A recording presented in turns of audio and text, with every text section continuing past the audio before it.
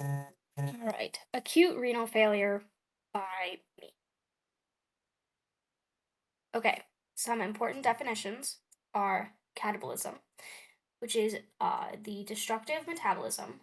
It releases energy and breaks down complex materials. Then dialysis, a treatment that functions as kidneys. It removes excess fluids and waste products from a patient's blood.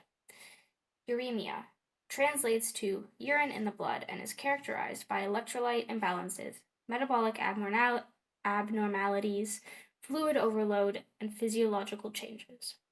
Oliguria is low urine output compared to fluid input. Proteinuria equals protein in the urine and means that protein is getting passed to your kidneys.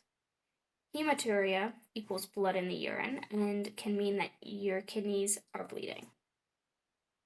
What is acute renal failure? Acute renal failure is the sudden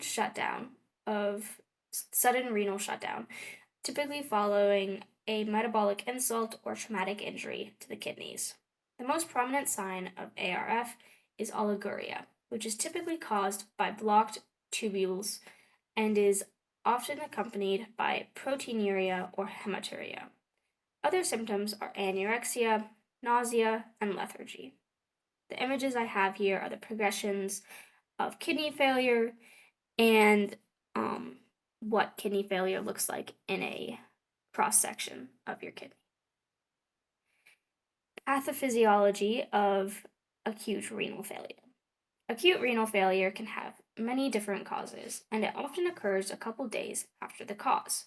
It presents itself with oliguria, anuria, and high levels of BUN, which is blood urea nitrogen, and creatinine. It is typically characterized by retention of nitrogenous waste products, fluid overload, acid-base disturbances, electrolyte imbalances, and hemodynamic instability, which is from our textbook, whose authors are Gilbert and Schlenker, and it's from page 431. Because the kidney is impaired and not excreting everything, it can lead to metabolic acidosis and hyperkalemia. And then here I have an image of the different symptoms of kidney failure. Preventing acute renal failure. If acute renal failure is something you're worried about, here are some things to keep an eye on for prevention.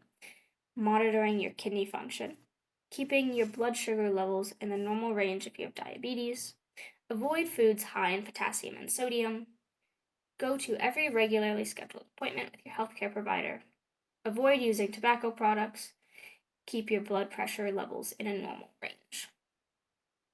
Some risk factors for developing acute renal failure. Some risk factors for developing ARF are the following: high blood pressure, a family history of kidney disease or a current kidney disease, brain fog, a past kidney injury, nausea and vomiting, changes in your peeing habits, diabetes, it's worse if it's uncontrolled, peripheral artery disease, heart failure or liver disease. And then protecting your kidneys from traumatic injuries is also important, as that also leads to acute renal failure. Some nutrition guidelines. So, the nutrition guidelines for patients with acute renal failure differ from case to case because it depends on many different factors, such as their treatment, symptoms, and how far along the disease is. For fluids, a general guideline is to add 500 milliliters to the 24-hour urine output. For calories, a general guideline is met by providing 25 to 35 kilograms kcals per kilogram of body weight. And the higher range is for catabolic patients. For non-catabolic patients who don't need dialysis, zero point 0.8 to 1.2 grams per kilogram of body weight is sufficient protein. But for catabolic patients who are on dialysis, should be getting 1.2 to 1.5 grams per kilogram of body weight for protein. And then sodium and potassium have a recommended 2 to 3 grams per day of intake, and phosphate is 8 to 15 milligrams per kilogram of body weight. And then the image has some other nutrition guidelines, such as eating foods low in sodium, avoiding canned, packaged, and frozen goods, limit potassium intake and foods high in phosphorus, and then lowering protein intake may be recommended and limiting fluids in advanced kidney disease. Some healthy habits for acute renal failure. The most important thing is to take care of your kidneys. Some ways to do that are to avoid tobacco products, alcohol, and limit the over-the-counter medications that injure your kidneys when taken in excess, typically pain meds. Additionally, as we've talked about before, drink adequate amounts of water and eat balanced meals.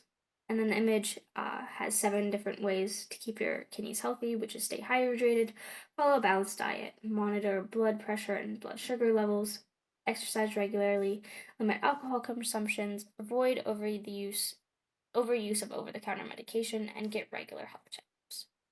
And here are my references.